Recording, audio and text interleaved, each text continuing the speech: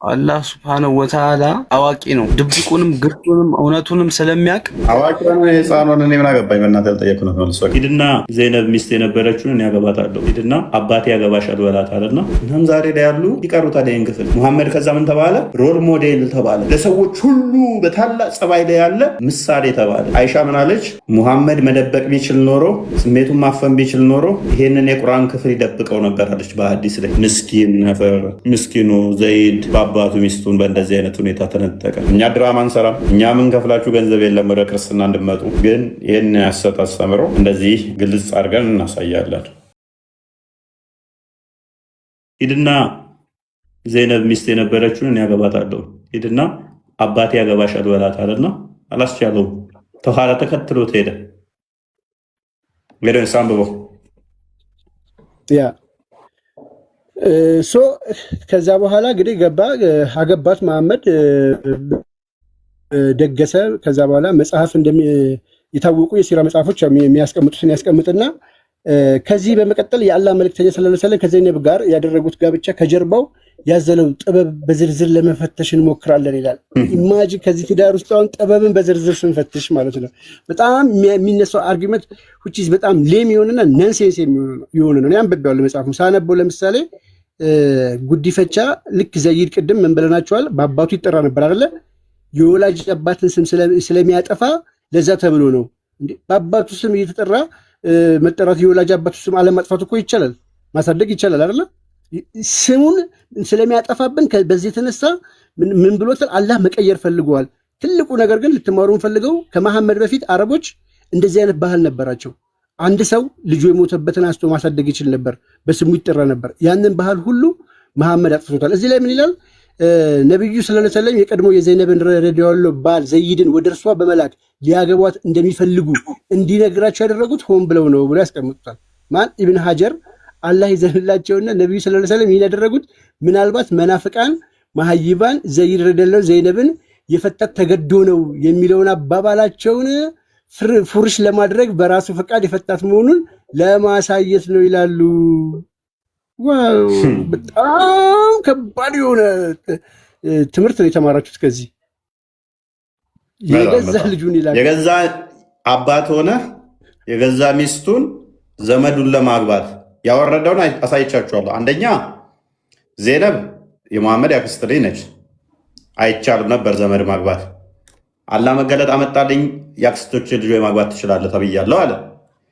የዘይነብ አባት የዘይድ አባት ነህ ሲባል አላህ መገለጥ አመጣልኝ፣ የማንም የወንድ ልጅ አባት አይደለህም ተብያለሁ አለ። ኧረ ወንጀል ነው ኃጢአት ነው ሲባል አይ አላህ መገለጥ አመጣልኝ፣ ኃጢአተኛ አይደለህም ብሎኛል አለ። ኧረ ይሄንን ነገር አሻሽል ለውጥ ሲባል መሐመድና አላህ የደነገገው ለውጥ የላቸውም አለ። ከአራት በላይ ሆኑብህ እኮ ዜነብ አምስተኛ ነች ሲባል ከምዕመናን ሌላ ለአንተ ፈቅጄልሃለሁ ከአራት በላይ ማግባት ተብያለሁ አለ በዛው ዕለት። እና ከዚህ በፊት እኮ ግን አባቱ ትባል ነበር ሲባል ያኔ ባለማወቅ አባት ተብለህ የተጠራው ተሽሯል። አሁን ግን ወደፊት ተተባለ ነው ኃጢአት የሚሆነው፣ የበፊቱ ኃጢአት አይደለም አለ።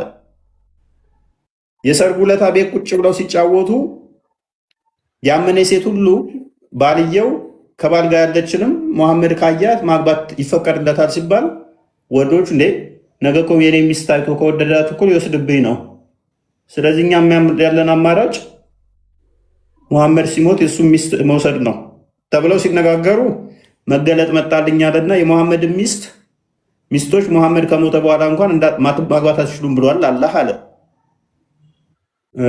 ዘይነብን እኮ መሐመድ ያገባት የወሰዳት የተመኛት መጋረጃ ግልጥ ሲል ሰውነቷን አይቶ ነው ብለው ሲነጋገሩ ማናችሁም እቃ ለመዋስ እንኳን እኔ ጋር ከመጣችሁ ከመጋረጃ ኋላ እንጂ ከመጋረጃ ፊት ለፊት መታችሁ ሚስቶቼ ማየት አትችሉም ማለት እንዳለ አጠራቸው። ይህንን ያልኳችሁ በሞላ ያዙ ጥቅሶቹን ሱራ 33 ሱረቱ አዛብ ላይ ነው ሁሉም ያሉት ጥቅሶቹ። ሱራ 33 4ኛው አያና 5ኛው አያ ላይ አስቀድሞ አባት ተብሎ ይጠራ ነበረ፣ ከአሁን በኋላ እንዳትጠራ የሚለውን ህግ አወረደ። ሙሐመድና አላህ የደነገጉት ማናችሁ መለወጥ አትችሉም ሲል ሱረቱ አዛብ ሱራ አዛብ 36ኛው አያ ላይ አወረደ። የዘይድን ሚስት በልብ ውስጥ ፈልጎ አላህ እንዳገባው ሱራ 33 37 ላይ አወረደ። ይሄ እኮ ወንጀል ነው ኃጢአት ነው ሲባል ኖ ኃጢአት ወንጀል አይደለም ብሎኛል አላህ ይሄ የሚል ሱራ 33 38 ላይ አወረደ።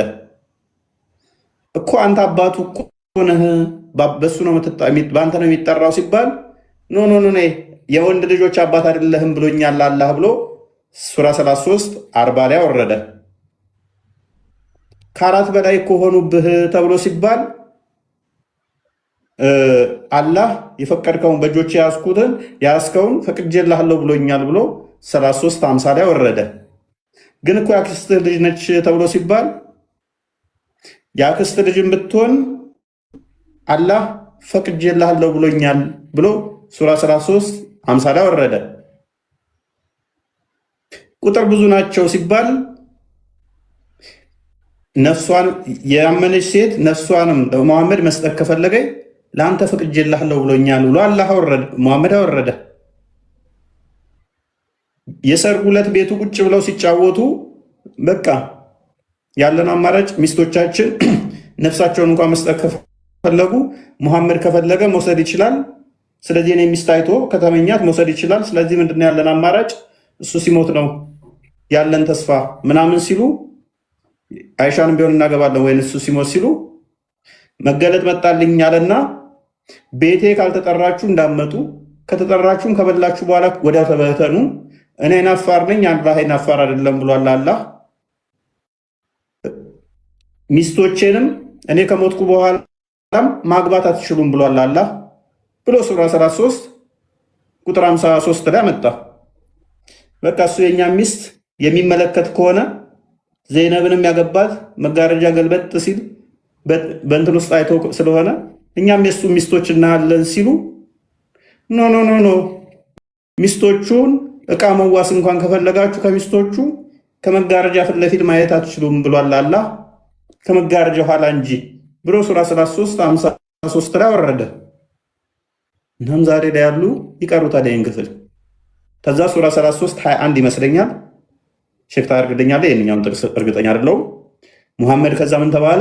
ሮል ሞዴል ተባለ። ለሰዎች ሁሉ በታላቅ ጸባይ ላይ ያለ ምሳሌ ተባለ። አይሻ ምን አለች?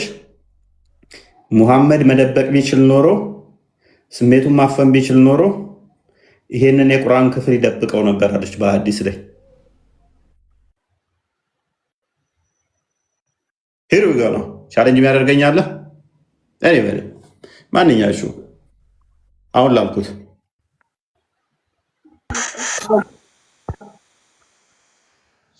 እፎይ መጥቻለሁ። እኔ ሙባረክ እሺ፣ እንኳን ደህና መጣ። ምንድነው እሱ ቃል የምታነባዋለህ? እንኳን ደህና ቆየኸኝ እና አሁን ላብራራለህ እኮ ነው ስለ ጋብቻ ትንሽ ላብራራለህ ብዬ አወራሁ ነበር እኮ አልሰማም እንዴ? ሶሪ ይቅርታ ሙባረክ፣ አንድ ሰከንድ እቺን ላንብባት። ሶሪ ይቅርታ፣ በጣም ሰፊ ነው። እዚህ ላይ በጣም ተዝቆ አያልቅም። እፎ እየነገራችሁ ጠቅላላ ከዚህ መጽሐፍ ላይ ላነብላችሁ ይችላሉ በጥልቅ ትንታኔ ማለት ነው። እዚች ጋር ግን የመሐመድ ስጋት ራሱ ምን እንደነበረ ልንገራችሁ። ነብዩ ሰለላሁ ዐለይሂ ወሰለም ይላል፣ በደንብ ይታያችኋል ብዬ አስባለሁ። በጊዜው ያቀለምኩት ቦታ በጊዜው የፈሩት የሰዎችን ምላስ ሲሆን የጉዲፈቻ ልጁ የፈታትን ሴት አገባ የሚል የሰዎች ምላስ ነበር የፈራው። ኢማጂን የልጁን የጉዲፈቻ ልጁን የፈታትን ሴት አገባ በማለት እንደሚዘባበቱባቸው አላጡትም። ከዛስ አላህ የድርጊታቸው ነው በቁርአን አውስቶ የወቀሳቸው። የትኛው ሱረቱ አሕዛብ ሪሊ ይሄ አላህን የተናገረው ሪሊ ይሄ መገለጥ ነው። ጠበሪ እኮ በደምብ ጠበሪ ማንበብ የምንፈልጉ ቮሊም 39 ፔጅ 180 አካባቢ ላይ እንደዚህ ነገሮችን ታገኙታላችሁ። ቀበሪ ወሊም ስንት ነው? ወሊም 9 አይ ቲንክ ወሊም ስንት ነበረ? ቁጥር 2 እና እስከ 5 አካባቢ ላይ አለ። ቮሊዩም 9 መሰለኝ። ቮሊዩም 9 ነው። ፔጅ 2 እስከ 5 አካባቢ አለ። ቮሊዩም 8 ነው። አይ ቲንክ 8 የሚጻፍ ከቁጥር 3 እስከ 5 እንደዚህ ሙሉ ታሪኩ አለ። እኛ ወራ ነው።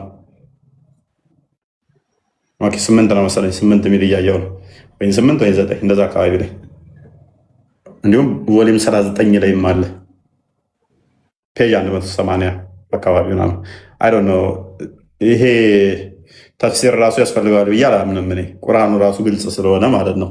ሐዲስ ደግሞ በጣም ብዙ ሐዲሶች አሉ። በዚህ ጋር በሐዲስ መስራት ይቻላል። ሐዲስ ላይ አለ።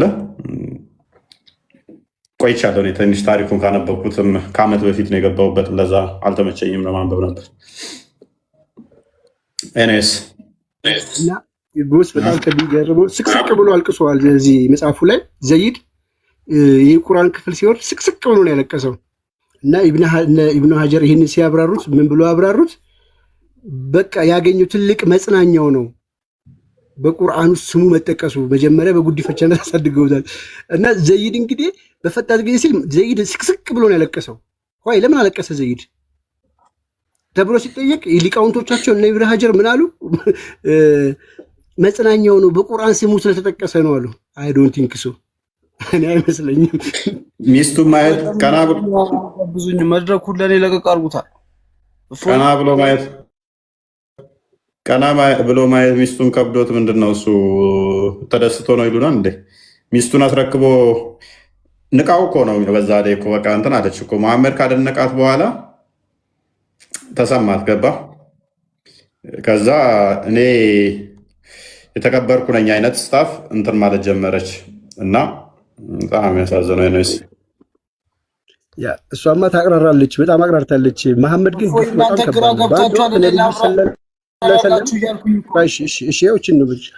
በአንድ ወቅት ነቢዩ ሰለላሁ ዐለይሂ ወሰለም ኢብኑ ኡበይብ ኢብን ከዓብ ረዲያላሁ አላህ እንዲህ አይነት የቁርአን ምዕራፍ እንዳነብል አዞኛል ባሉት ጊዜ ማን ነው ባዩ?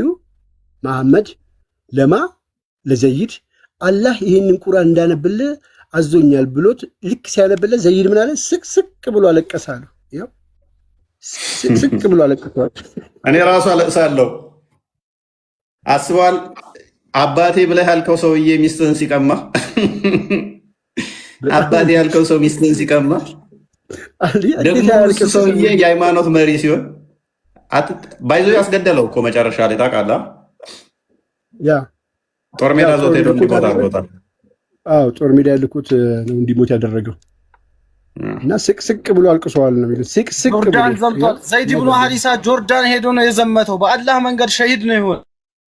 ታሪክ አደባልቅብኝ። እፎይ አስገደለው ትላለህ እንዴ? አሁን አባት ሚስትን ቢነጥቀህ እንዴት ነው እሱ? ወይ እኮ በቃ አሁን ላስረዳ። እፎይ እስቲ ታሪኩን ንገረኝ እስቲ ከመጀመሪያው። ታሪኩ ዘይድ ብኑ ሐሪሳ ታላቅ የነብዩ ሰለላሁ ዐለይሂ ወሰለም ባልደረባን ዘይድ ተብሎ ነበር የሚጠራው በፊት። ዘይድ ቢን ሐሪስ ከመባሉ በፊት ማን ነበር በፊት ስሙ? ዘይድ ኢብኑ መሐመድ ይብሉት ነበር። ዘይድ ኢብኑ መሐመድ ይባል ነበር። እሺ የመሐመድ ልጅ ማለት ነው። ቀጥል። አባቱ እሱ ጠፍቶበት በፍለጋ ሲመጣ መካ አካባቢ ያገኘውና ልጄና ከኔ ጋር ሂድ ሲለው፣ ዘይድ ደግሞ ጀግና ሰሃባ ነበረ። እነ ቢላል ሲሰቃዩ፣ እነ አማር ሲሰቃዩ ወንድ የሆነ የቁረይሽ ጎሳ አባል ዘይድን ማንም አይነካውም ነበር። ኃይለኛ ነበር በጦርነት ማለት ነው። ይሄ ሰሃባ አሁን እንዳልከው ታሪኩ ላይ ነብዩ መሐመድ ሰለላሁ ዐለይሂ ወሰለም ሚስት ቀምተውት ሳይሆን እሱ አግብቷት ነበረ። ዘመዱ ነች አይደል? መሐመድ የመሐመድ ዘመድ ነች አለ ዘይድ ብኑ ሐሪሳ አግብቷት ነበር። ከዛ ከዘይድ ጋር ሲያስማሙ ሲቀር ዘይድ ፈታት እችን ሰሃቢት ማለት ነው ረዲየላሁ ዐንሃ ሰላም በሷ ላይ ይስፈት። አትዋሽ ዘይድ ሲፈታት አትዋሽ። እሺ ፈታት አንተ ባልከው መንገድ እሺ ፈታት። ከዛ ነብዩ ሰለላሁ ዐለይሂ ወሰለም ደግሞ ቆይ ባለፈውም ነግሬህ ነበር ሴት በምን አይነት መንገድ መግባት እንዳለብን አስተምረናል። ከመፍታቱ በፊት አይደለ መሐመድ የተመኛት? ከመፍታቱ በፊት ነው ወይንስ ሳይፈታት ነው መሐመድ የተመኛት ዘይነብን? ቆይ አንተ ነብዩ መሐመድ እንዴት ሴት ልጅ ይመኛሉ ብለህ ታስባለህ? የጀነት ዋና እኮ ናቸው። ስለ 72 ላይ እኛን እያወሩ ስማኝ። መመኘት ብቻ ሳይሆን አሳይሃለሁ። ተረጋጋ፣ ፓኒክ አታድርግ። አንድ የተከፈተውን አሁን አንብብ፣ ይህን ክፍል ብቻ አንብብ። ቀጥል፣ አንብብ አንብብ። ሙባረክ ጉንፋን ይዞኛል፣ ቃልዬን አንብብ በለው። እኔ ራሱ ድምፅ ተዘጋግቷል። ዛሬ እያቃተኝ ነው። መጫወጫዋል ስበል አንብብ።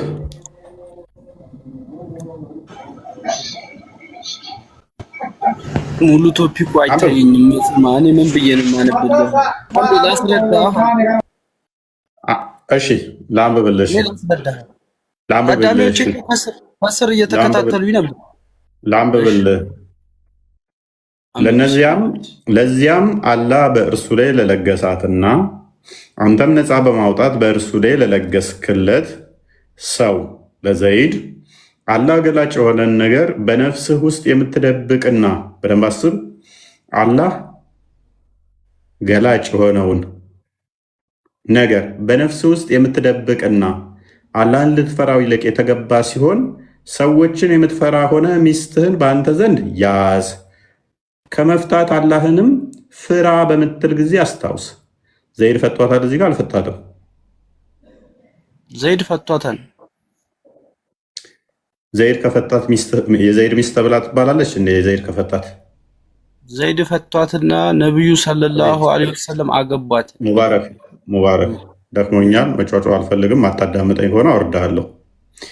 አላህ ገላጭ የሆነውን ነገር በነፍስህ ውስጥ እሺ፣ መሐመድ በነፍስ ውስጥ የደበቀው ምንድን ነው? መሐመድ በነፍስ ውስጥ የደበቀው ምንድን ነው?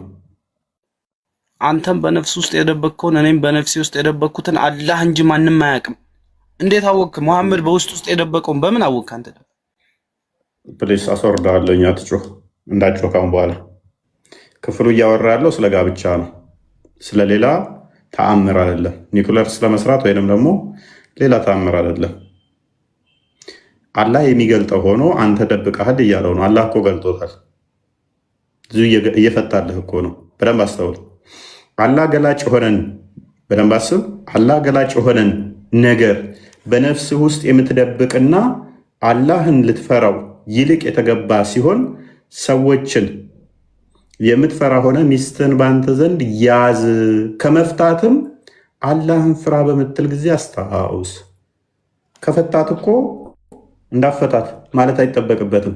ፈቷት ቢሆን ኖሮ እንዳፈታት የሚባለው ስላልፈታት ነው። ሙሐመድ እሺ ሰዎችን የፈራው ለምንድን ነው?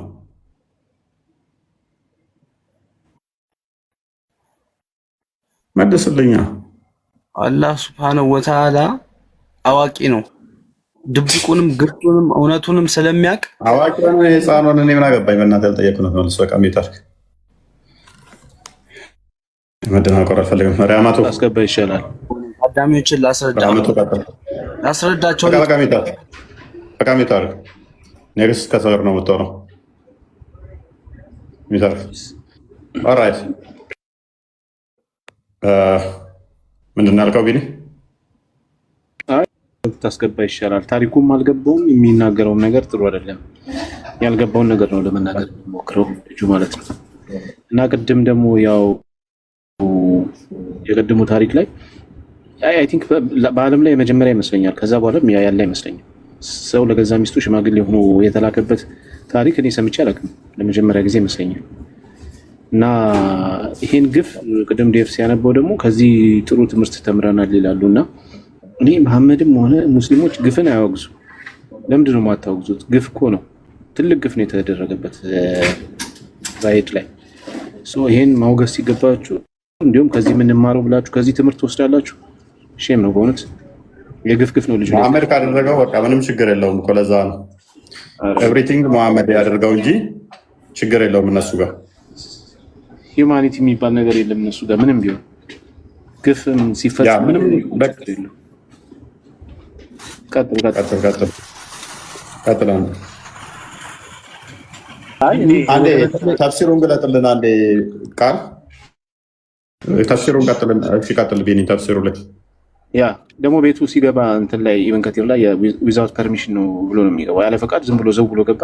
ከዛ የሰርግ ስነ ስርዓቱ ነው የተደረገው ኢቨን እሱ እያወራት እያለ ማለት ነው። ይሄ ትልቅ ግፍ የተደረገ ነገር ማውገዝ አለባቸው። ማንም አደረገው ማንም ትክክል አይደለም።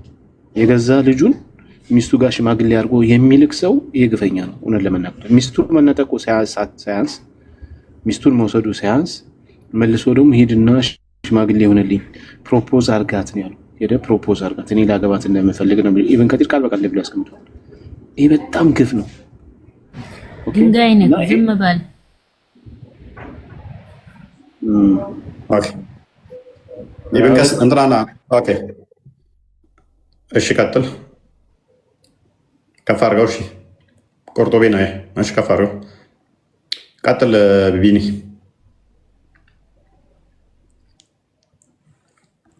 ፎይ ልጅቷ የገባች ልጅ ስላለች እሷ ካወራሽ ብዬ ነው። እስቲ ኡሙ ማነው የሚላት? ኡሙ ስራ ነው የምትባዩ። እስቲ ማይክሽ ነው። እሺ ኖ እችን ክፍል አንብበው ቅድሚያ። ዘይድ እንትና ሀርሽ እንዴት እንደሆነችበት ዘይነብ። ምክንያቱም መሐመድን ካየች በኋላ መሐመድ ካደናነቃት በኋላ ዘይድ እናቀችው።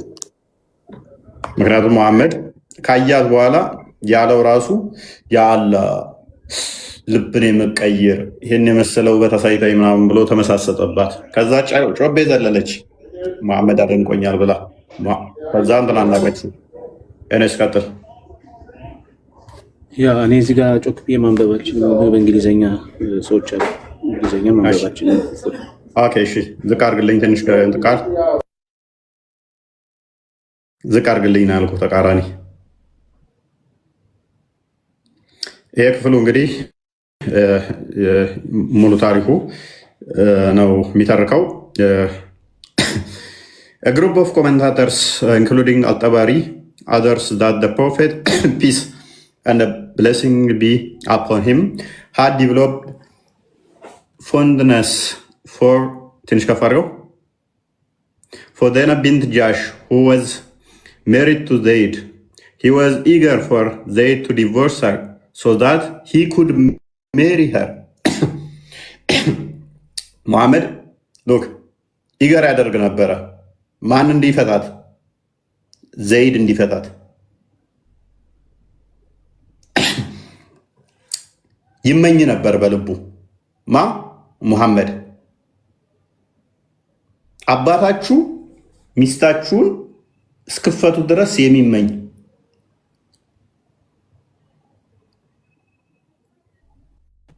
Then when Zayd informed him that he wanted to separate from her, complaining of her harsh speech, disobedience, verbal abuse, and arrogancy regarding her lineage, the Prophet said to him, fear God. Look, ከዛ ሙሐመድ ሄዶ ይጠይቃታል። በሌላ እንትን ላይ ሄዶ ካያት በኋላ ምን ሆነች? እንትና ዘይነብ በዘይድ ላይ ሀርሽ ሆነችበት። አለመታዘዝ፣ በቃላቶች መሳደብ። እኔ የመጣሁት ከተከበረ እንትን ነው ሊኔጅ ነው የመጣሁት እኔ ቤተሰቦቼ ዘሮቼ ምናምን ነገር ማለት ከመሐመድ ጎሳ ጋር ዘመድ ስለሆነች ማለት ነው። ጣል ጣል አደረገችው። ጣል ጣል አደረገችው ማለት ነው። መሐመድ ደግሞ በልቡ አስቀድሞ ምን ይል ነበር ይላል? ይመኛት ነበረ። ምን ለማድረግ? he was eager for Zayd to divorce her so that he could marry her ሊያገባት እሱ ደግሞ ይመኝ ነበር፣ ይጓጓ ነበር ከልቡ ሙሐመድ። ለዛ ነው ሰዎችን የምትፈራ ሆነ በልብህ የምትደብቅ እኔን ልፈራ ሲገባ ይለዋል። በልብ ውስጥ የደበቀው ምንድን ነው? ዘይድ እኔ ወድጃታለሁ፣ ፍቅሬን ገልጬላታለሁ፣ እሷን ሲፈታት እኔ ያገባታለሁ እያለ ዘይድ ደግሞ ሚስቴ አንተ ካደነካት በኋላ እኔን ጣልጣል እያደረገች ነው ውሰዳት በቃ ሲለው ሰዎችን ይፈራና ደግሞ መልሶ ምን ይላል? ያዛት ያዛት አትፍታት ይላል። ጠበሪን ክፈትልኝ ሁለተኛውን ተፍሲር ምን ይላል? ያዛት ያዛት አይነት ስታፍ ይላል ማለት ነው። ይሄ ጤናማ ነው? ይሄ ጤናማ ነው? እዚሁ ላይ አድርገው ነው 310 ይሄ ጤናማ ነው ወይ?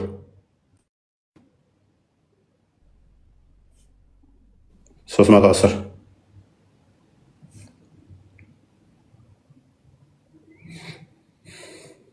ይሄ ጤናማ ነው ብላችሁ ታምናላችሁ?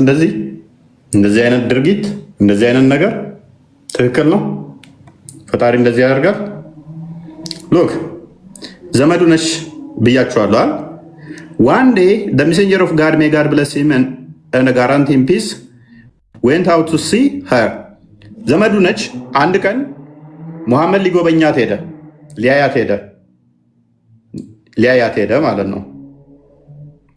ኬት ጋር እንደጀመርኩ እንትን ይለብኛል። ኦኬ ትንሽ ከፍ ልበል። ቆይ እሺ ነገር the prophet, may God bless him and guarantee him peace, had married Zayd bin Haris to Zainab bint Jahsh, his cousin. ከዝኑ ነበረች። ማንን አጋባት? ሙሐመድ እና ዘይድ ከዝኑን ያክስቱ ልጅ የገዛ ልጁን አጋባቸው ሙሐመድ። ከዛ ከተጋቡ በኋላ ምን አደረገ ሙሐመድ? One day the messenger of God, may God bless him and guarantee him peace, went out to see her, and there was curtain of her at the door, and the wind lifted the curtain and she was unveiled in her room. ራቁቷን ነበረች። የሆነ ጨርቅ ነገር መጋረጃ ነገር ነበረ። ውስጥ ምን ነበረች? ራቁቷን ነበረች። ከዛስ the prophet, may God bless him and guarantee him peace, was impressed by her. ተደነቀ፣ ተመሰጠባት። በቃ ቺን የመሰለች ነው ራቁቷን ሲያያት በቃ አልቻለም። ማሜ ለሃጩ ተዝረከረከ። እንደዚህ ለሃጩ እንደዚህ መፍሰስ ጀመረ ማለት ነው። አልቻለም። ማሜ ራቁቷን አያት። ለሃጫ አልቻለም። ማሜ በቃ ተዝለበለበ ማለት ነው ራቁቷን ሲያያት። ከድጃም እኮ እንደዚህ ነው። ልብሷን አውላልቃ እኮ ነው ነብይ ያደረገችው። በቃ እየቃዠ ባለበት ሰዓት ግራ ጭኗ ላይ ቀኝ ጭኗ ላይ መሀል ጭኗ ላይ ያስቀመጠችና ይታየኛል ሊጨምቀኝ ነው ሲል ና እባክህ ብላ ቀሚሷ ውስጥ ወሸቀችውና ምን ይታየሃል አለችው። ከድጃ አሁን ምንም የለም ሄዷል። አሁን የሚታየኝ ትልቅዬ ነገር ራቁቷን ስትሆን ራቁቷ ውስጥ ሲገባ ሌላ ታምር ውስጥ ለለ እግዚአብሔርን የምታመልከውን ማን ሳለው? ማርያም አዳምጥ። እዚህ ጋር አዳምጥ። በይ መንፈስ ተጨነቀብህ አውቃለሁ። እዚህ ጋር አዳምጥ። ከዛስ ማሜ ሊሾፍ ሄደ። መጋረጃው ገለጥ አለ። ራቁቷን አየ። አልቻለም። በቃ ማሜ በቃ አልቻለም። የ60 ምናምን ሽማግሌው እቺን የመሰለች ነው ያጋባሁት ለልጄ እንዴትም ብዬ ወስዳታለሁ አለ። ከዛ ሴቱ ጋር ነበርኩ። the prophet may God bless him and guarantee him peace, was impressed. When this happened, she became disliked by another man. He came and said, oh messenger of God, I want to divorce my wife, and what is wrong with you? ምናምን ከዛ ዘይድ የሚመጣበት ነው። ሌላ ሄት ጋር ነበረ እንትኑን ረሳሁት። ሙሐመድ የሚናገረው አለ አላ ልባችንን የሚቀይረው የሚለው ቁርጡቢ ላይ ነው፣ እዚኛው ላይ ነው ረሳሁት። ብቻ እንትን ይላል የሚገርመው አሁን ያለፍከው ቦታ ሊታለፍ የማይገባው when this happened ነው። when this happened ይልና ከዛ በኋላ እሷ በማንኛውም ማን የሰላቸው አስረዳኝ። ተመልካቸውን ፈረንጅ አንዴ በማንኛውም ዲስላይክ ተደረገች። ማንም ወንድ ሊወዳት አልቻለም። ከዛ በኋላ ይሄን ያደረገው ማን ነው? አላህ። በቃ ልክ ለመሐመድ ሲሸልመው ከዛ በኋላ በማንኛውም ወንድ ዲስላይክ ተደረገች ይላል፣ ዘያድን ጨምሮ ማለት ነው። ስለዚህ ስራውን እየሰራ ያለው ማን ነው? አላህ የሚባለው አምላክ ማለት ነው። ጠበሪ እንትኑን ሳይቱን ልላክል እንትኑን ምን ይላል? በልቡ የደበቀው የሚለውን ሲያብራራው እሱ እንዲፈታት ማለት ዚያድ ሚስቱን እንዲፈታት በልቡ ይመኝ ነበር። እሱን ነው ኮንሲል ያደረገው ብሎ አስቀምጦታል። የሰው ልጁ ሚስቱን እንዲፈታ ይመኝ ነበር መሐመድ ማለት ነው። እንደዛ ብሎ ነው ያስቀመጠው። እሱን ኮንሲል ምናምን ብለህ ብታደርገው ሊያመጣልህ ይችላል። እንደዛ ይላል። እንደገና ደግሞ ቆርጦቤም ይላል፣ እሱን ሌሎችም ይላሉ። ያ ምንም ችግር የለም ብለዋል። ጠበሪ ላይ ደግሞ አንድ ቀን እንኳን ተጋጭተን አናውቅም። ይሄ ነገር ሀፕን ከመሆኑ በፊት አንድ ቀን ተጋጭተው እንደማያውቁ እዚህ ጠበሪ ላይ አስቀምጧል። ባይዘው ሁለቱ እንትኖች ይለያያሉ። ቁርጥቢ ያው ከዛ በኋላ ሀርሽ ሆነችበት ምናምን ይላል። ጠበሪ ግን ምንም ችግር አልደረሰ፣ በሁለቱ መካከል ምንም ችግር እንደሌለ ያስቀምጣል። ኤኒሃው ለማንኛውም ግን ስራውን ቁርጥቢማ እንትኑንም እኮ 15 እንትኖቹን ያስቀምጣል። ከዛ በኋላ ለመሐመድ ብቻ የተፈቀዱ የሚላቸው ፕሪቪሌጆችን ያ 5 ፕሪቪሌጆች 15 ተሰጥተውታል። ያለ ጥሎሽ ማግባት፣ አንድ ያገባህትን እሱ ከፈለገ መውሰድ። ልጠይቅ መልሱልኝ። ክርስትና ልቀበል። በቃ እንዳታስገቡት። በቃ ሙባረክ ፕሊስ ከስራው ነው የሚማረው። በቃ ያ ከ15ቱ ፕሪቪሌጅ 10ኛው ፕሪቪሌጅ ምንድነው መሰላችሁ? መሐመድ ሚስታችሁን አይቶ ከተመኘ ያ ባል የመፍታት ግዴታ አለበት። መሐመድ ደግሞ እሷን የማግባት መብት አለው ነው የሚለው። የሰው ሚስት አይቷት ከተመኘ ይሄን ፕሪቪሌጅ ነው የተሰጠው። ከ15 ናቸው 16 ፕሪቪሌጆች፣ ከዛ ውስጥ 10ኛው እንደዛ ነው የሚለው። በጣም ይሄ ግልጽ የሆነ መሐመድ ከራሱ ከልብ ወለድ ለራሱ ፍላጎት ያመጣው ሀሳብ እንደሆነ ይታወቃል። ይሄን እኔ እንዴት መጽሐፍ ብለው የአምላክ መገለጥ ብለው እንደተቀበሉት አላውቅም። ከዚህ በላይ ግልጽ የሆነ ነገር እኮ መልእክት ሊተላለፍላቸው አይችልም። ከዚህ በላይ ሊነግራቸው አይችልም። መሐመድ አይናቸው ታውሮ ካልሆነ በስተቀር መቼም ይሄን መገለጥ ነው ብለው ከአምላክ ነው የመጣው ብሎ መያዝ ይከብዳል። መንፈስ ከባድ እኮ ነው። አጋንንት በጣም ከባድ ነው። አይምሯቸውን ደፍኖ ስለያዛቸው ለእኛ እኮ ነው በደንብ አድርጎ የሚገለጥልን እንጂ እነሱ እኮ ተዘግቶባቸዋል። አሁን እንዳያስተውሉ እያዩ እንዳይረዱ አይምሯቸው ወጥሮ ይዟቸዋል። እያዩት ስቲል እያዩት አሁን በቃ ዝም ብሎ ኬርለስ ወይም ዝም እንደዛ ነገር ነው። አብዱ ጥያቄ አለኝ። አርጊው ታደርጋለህ። ያነሳ ነው ፖይንት ላይ የማርያም ስዕል ወይም የማን ነው የሳለው? ከየት ነው የመጣው? መካ ውስጥ በነበረ ሰዓት ላይ መሐመድ የማርያምና የኢየሱስ ስዕል ብሎ ያወጣው ማን የሳለውን አውቆ ነው የማርያም ስዕልና የኢየሱስ ብሎ ያወጣው ከመካ እንትን ውስጥ። አይ አባባሌማ እናንተ ናችሁ እኮ ፎቶ ነው ያላችሁ እኮ መሐመድ የማርያምና የኢየሱስ ነው ብሎ ከመዲና መካውያን አሸንፎ እንትን ሲል መካ የአብርሃም ሁሉ ስዕል አለበት እያለ ሲያወጣ የነበረው በምን አውቆት ነው? ማን ስሎ አስቀምጦ ነው? አሁን እኮ ጥያቄ ነው ያንተን ነው የተጠየቀው እንጂ አሁን ሌላ አይደለም። ሲጀመር ማንም ይሳለው ከህይወት ጋር ምን አገናኘው? እሱ ማንም ይሳለው አበበ ይሳለው ጫላ ይሳለው ቆይ ማርያምን አበበ ይሳላት ጫላ ይሳላት ከአንተ ከሳሊው ጋር ምን አለ? ተሳለሽ ከሳሊው ጋር ነው የምፈልገው። ማንም ይሳል አበበም ይሁን ጫላም ይሁን ቶሎሳም ይሁን ሰውየውን የፈለግከው ወይስ ምንድን ነው ፖይንት እዚሱ ላይ?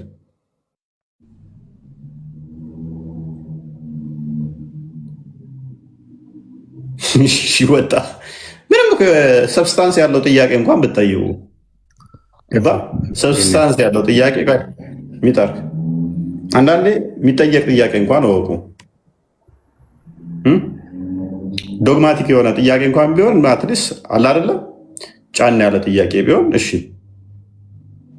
ማን ይሳለው? ሰውዬው ሰንበዲ ነው የሳለው። ሰዋት ከዛ ወዲያ ምንድን ነው አርጉመንት? ኔክስት ምንድን ነው ፖይንት? ምንም በቃ ከዛ በኋላ የለም።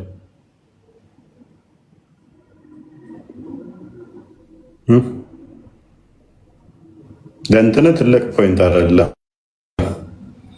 ሆናት አርጉመንት የሚነሳበት ኔክስት ያልሆነ ነገር ነጥብ ብላችሁ አታንሱ ወገኖቼ፣ ዘመዶቼ።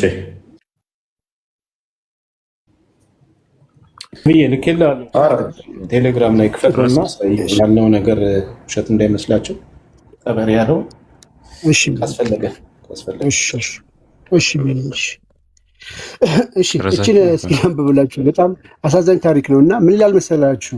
ለዝንት ዓለም በሰው ልጅ ዘንድ ሲነበብ በሚኖረው ቁርአን ሱረቱል አህዛብ 37 ላይ እንግዲህ 33 37 ላይ ማለት ነው ከፍ ሲል እንደተጠቀሰው እንዲያውም ነቢዩ ሰለላሁ ዐለይሂ ወሰለም ከዚህ ስም ማጥፋት በአጋላጩም የሰውን ሀፍረት ዘይድ ሚስቱን እንዲይዝ ከመፍታት እንዲቆጠብ አላህን እንዲፈራ ነበር የመከሩት። ኢማጂን ይሄ ለዘላለም የሚነበብ ያልተፈጠረ የአላህ ቃል ውስጥ ማለት ነው። ሰውን ፈርቶ መሐመድ ምን ብሎ ነው ዘይድን የመከረው? እኔማ የማደጎ ልጁ ሚስት አገባ እባላለሁ ብሎ ሚስቱን እንዲይዝ ነበር እንዲፈራ ነበር የመከረው። ይህንን ደግሞ ማን ነው ኢብኑ አብር እንደጻፉት ነቢዩ ሰለላሁ ዐለይሂ ወሰለም ዘይነብን ማየታቸው አዲስ ነገር አይደለም ብሎ አስቀምጦታል። ኦኬ፣ ግን እኔ ትልቅ ጥያቄ የፈጠረብኝ ነገር አለ። ቁርአኑ ምን ይላል መሰላችሁ?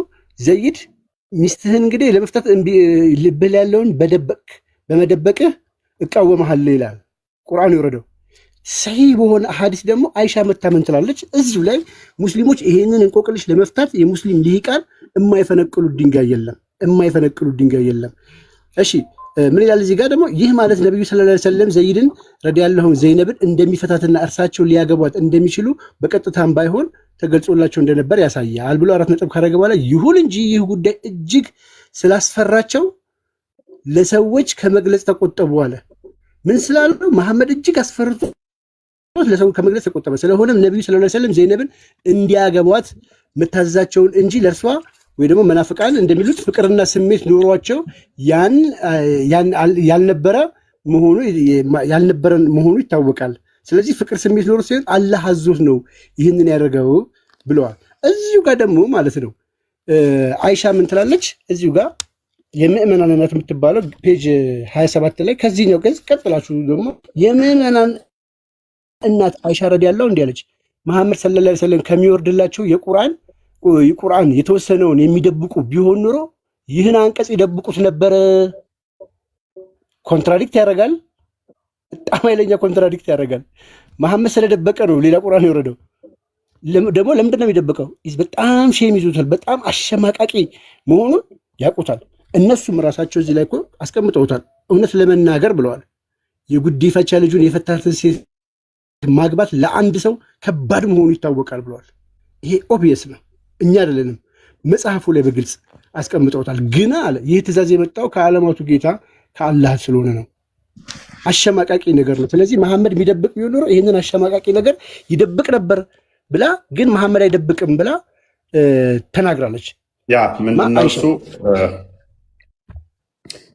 ግልጽ ለማድረግ ያህል እንግዲህ ሙሐመድ ቀደም እንዳልኳችሁ አንደኛውን ችግር አንደችኛው አወጣችበት። እሷን ለመሸፈን ሌላ ጥቅስ ሲያመጣ፣ ያንን ለመሸፈን ሌላ ጥቅስ ሲያመጣ፣ ያንን ለመሸፈን ሌላ ጥቅስ ሲያመጣ፣ ያንን ለመሸፈን ሌላ ወደ 10 ነው የመጡበት በዚህ ጉዳይ ላይ ማለት ነው። ጭንቀት ነው የሆነበት። እንዳይተው ደግሞ ወደዋታል። ራቁቷን አየ፣ አልቻለም፣ ተወሰወሰ። ራቁቷን አየ። ኦ አላህ የሰዎችን ልብ ምቀይር፣ ኦ አላህ ልብ ቀያሪው አለ። በቃ አልቻለም። ኦ አላህ የኔን ልብ እንዳቀይር አስበሃል? የሰው ራቁት አይተህ ስትወሰወስ ይሄ ጤናማ አይደለም። የእስላም ስኮላር ያሲር ቃሪ በዚህ ክፍል ላይ በጣም የሚገርም ነገር ነው የተናገረው እና እንደዚህ አለ። ይሄ ክፍል አለ እስልምና ውስጥ ካሉት ክፍል ይሄ ክፍል ነው አለ እና ብዙ ሰዎችንም ጥርጣሬ ውስጥ የተሆነው አለ እና በጣም ለመፍታት የሚያስቸግር ነው አለ። ደግሞ ከባድ የሚያደርገው አለ ቁርአን ላይ መገኘቱ ነው አለ። ኦኬ ሐዲስ ላይ ቢገኝ ኖሮ ዳይፍ ምናምን ብለው ሊያስወግዱት ነበር እና በጣም ከባድ የሚያደርገው ውስብስብ የሚያደርገው ቁርአን ላይ መሆኑ ነው እና በጣም ከባድ ነው የዘይነብ ጉዳይ ብሎ ያሲር ቀሪ እንደዚህ ብሎ አስቀምጦ ሲናገር ነበር አለ። ቪዲዮም ገብታችሁ በዚህ ላይ ሄዳችሁ ብትከታተሉ ዩቲዩብ ላይ ታገኙታላችሁ። ዛሬ አሁን ይህንን ሰምተው እስልምና ውስጥ የሚቀጥሉ ሰዎች በጣም ያስቁኛል። ይህንን ሰምተው ዛሬም ነብያችን ብለው የሚከተሉ በጣም ከዚህ በላይ አይምሮ ለሚጠቀም ሰው የሆነ ነገር የለም። ያ ማለት አንተ ቢያንስ እስከ 5ኛ ክፍል የተማረ ጤናማ አይምሮ ያለው ሰው ይሄንን አይቶ የራሱን ልጅ ማደጎን ሚስት የነጠቀ አክስቱን ልጅ ያገባ በዛን ሰዓት ደግሞ አይቻልም ነበር።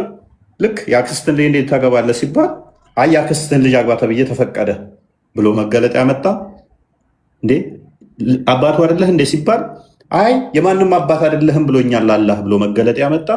ኧረ ተው ኃጢአት ነው ሲባል ኖ ኃጢአት አይደለም ብሎኛል ብሎ አላህ ያመጣ። ኧረ ተው የህግ ይቀየር ሲባል አይ እኔና አላህ የተናገር ነው አይቀየርም ብሏል ብሎ መገለጥ አመጣ። በፊት ግን እኮ አባቱ ትባል ነበር ሲባል አይ በፊት በተጠራህበት አባት በተባለው አሁን ኃጢአት አይደለም በፊት ባለማወቅ ነው የተባልከው ብሎኛል አለ። ከ4 በላይ ትሆናለህ የዘይነብ 5ኛ ነች ሲባል አይ አላህ ለአንተ ከ4 በላይ ፈቅጄልሃለሁ ብሎ መገለጥ አመጣ። ራቁቷን ሆነ አይተህ ነው አይደለ? ያንተንስ ሚስት የኔ ሚስቶች እንዳታዩ ከመጋረጃ ኋላ ሆናችሁ ነው ዕቃ መጠየቅም ያለባችሁ አለ። ሰው ቤት ሄደህ ነው አይደለ ያየሃት? እኛም እሱ ቤት ሄደህ እናያለን ብለው ሲሉ እቤቴ ሳትጠሩ እንዳመጡ አለ። አስቡት፣ ይሄን አስቡት። አይ የሰው ሚስት ነች እኮ ሲባል አይ እኔ ከፈለግኩኝ ካየዋት ከወደድኳት ባልየው ፈቶ ለእኔ መስጠቱ አለበት ብሏል አላህ አለ። እንዲያማ ከሆነ አንተ ስትሞትም ቢሆን የአንተ ሚስት እንወስዳለን ሲሉ ኖ የኔ ሚስት እኔ ከሞትኩ በኋላ እንኳን እንዳታገቡ ብሏችኋል አላህ አለ። እስር አደረጋቸው ማለት ነው። ለአንዱ እንትን ሲል መገለጽ ያመጣል፣ ለአንዱ እንትን ሲል መገለጽ ያመጣል፣ ለአንዱ እንትን ሲል መገለጽ። አይሻ ታዝባ ከዛ ምን አለች? እኔ ግን ዝም ብዬ ሳስበው አላህ ለአንተ በጣም የልብህን መሻት ለመሙላት ይቸኩላል አለች።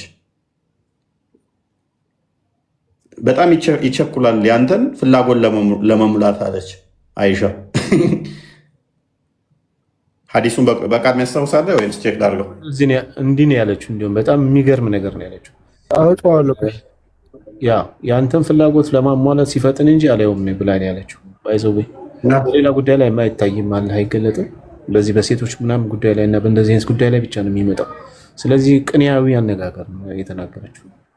የአንተን ፍላጎት ሊያሟላ ሲፈጥን እንጂ አላየውም ብላ ተናገረች አይሻ ማለት ነው። ይሄ ከባድ ነገር ነው። ምክንያቱም በቃ በእንደዚህ አይነት ጉዳይ ላይ መሐመድ ሊችለው በሚችለው ጉዳይ ላይ አላህ ይገለጣል። ከአቅሙ በላይ ጉዳይ ላይ ደግሞ የለም። ለምሳሌ መሐመድ አብዶ 6 ወር በላይ አብዶ እንትን በሚልበት ሰዓት ላይ አላህ የለም ነበር። ራሱን በሳተ ሰዓት ላይ ድግም ተደርጎበት መርዝ በልቶ በሚሰቃይበት ሰዓት ላይ በዛ ሰዓት ላይ የለም። ምክንያቱም መሐመድ ከራሱ ስለሆነ የሚያደርገው አምላክ ስላልተገለጠለት አምላክ ሊከላከልለት አይችልም። ለሴቶች የተከላከለለት ለምንድን ነው? መርዙና በድግምቱ ያልመጣው ማለት ነው። ስለዚህ እነዚህ ነገሮች በጠቅላላ ከልብ ወለድ ጃፋር እየሰማ ነው። ጃፋር ነው አይደለም? ትቀጥላለህ፣ ችግር የለም። ያው ትቀጥላለህ። አርጊው የምታደርግ ከሆነ የተነሱት ላይ አርጊው ማድረግ የምችል ከሆነ ትቀጥላለህ። ስዕሉን ማንሳለ ምናምን እንዳትል አንተ እና ዴቭዬ፣ ምናልባት ያችን ጫፏን ብቻ ሳያት እና ኮንሲል ያደረገው በልቡ የደበቀው ነገር የሚለውን ከፍታ ሳይና እኔ ይበቃኛል። ፎይን ቦታ ማልያዝበት ካስፈለገ ቅድም ስለተናገርኩኝ ውሸት እንዳይመስላቸው ስለላኩልህ እሷን ክፈትና መሐመድ በልቡ የደበቀው ምንድነው? ልጁ ሚስቱን እንዲፈታ ይመኝ ነበር መሐመድ በልቡ። ምን አለ እዚህ በፈታት ምን አለ ገና የሰው ትዳር ላይ እያለች ይመኛት ነበር እንዲፈታት ማለት ነው።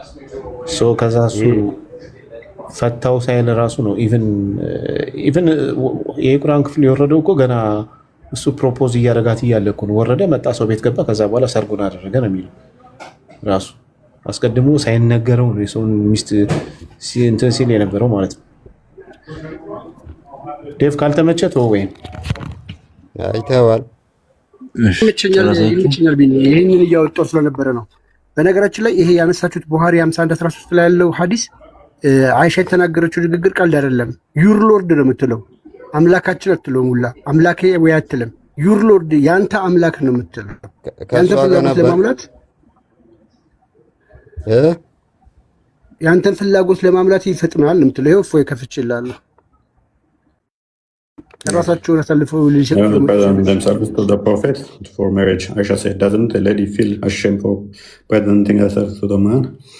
ይሄንኛው ቅድም ያልኳችሁ ሱራ 33:51 ላይ ያለው ነው። ያመነች ሴት ለመሐመድ ነፍሷን እንኳን መስጠት ከፈለገች ተፈቅዷል ሲባል ሴቶቹ መጡ መሐመድ ጋር በቃ እኔን አግባኛ ምናምን።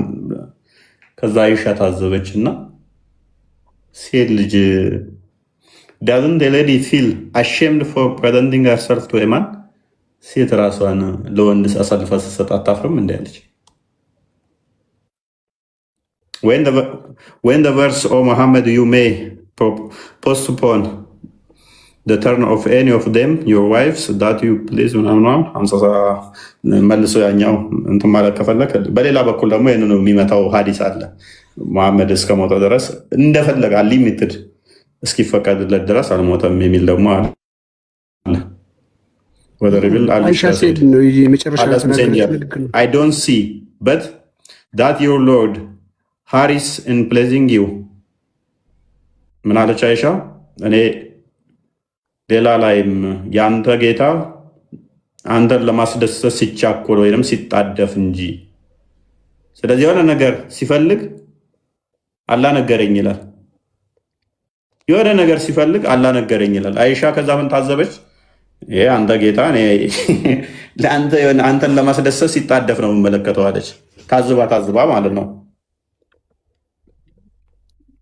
ቡሃሪን አንዴ ቡሃሪ 47 በተመሳሳይ ቡሃሪ 47:88 ላይ አዶንሲ ማለት አላየውም፣ በቃ ጭራሽ አላየውም። ያንተን አምላክ የማየው መቼ ነው አለች። ያንተን ፍላጎት ለማፋጠን ሲራወጥ እንጂ ያንተን አምላክ አላየውም ብላ ነው የተናገረችው። ዩር ሎርድ ብላ ቀላል አይደለም። ያንተን ፍላጎት በቃ ለማሟላት ነው የሚጣደፈው ማለት የሚጣደፈው። በደንብ እዩ ጥቅሶቹን ሱራ 33 ቁጥር 4 ቁጥር 5 ቁጥር 36 ቁጥር 37 ቁጥር 38 ቁጥር 40 ቁጥር 50 ቁጥር 51 ቁጥር 53 በዚህ ጉዳይ ነው የወረዱት። 10 ጥቅስ ጠቀስኩላችኋል። ለአንዱ ችግር ሌላ መፍትሄ ሲያመጣ እዛው ሲጠቅስ፣ ለአንዱ ሌላ አንዱን አጠፋለሁ ሲል ሌላ ሲጠቅስ፣ አንዱን እንትን ሲል ሌላ ሲጠቅስ የቱ ቦታ ትክክል 47:88 አንዱን እንትን ሲል ሉክ ዝቅ አድርግልኝ። ከስር ያለውን ምን ትላለች? 33:51 ትጠቅስና ዝቅ አድርግልኝ፣ ከፍ አድርገው ወደ እሺ። ኦኬ ምን ትላለች?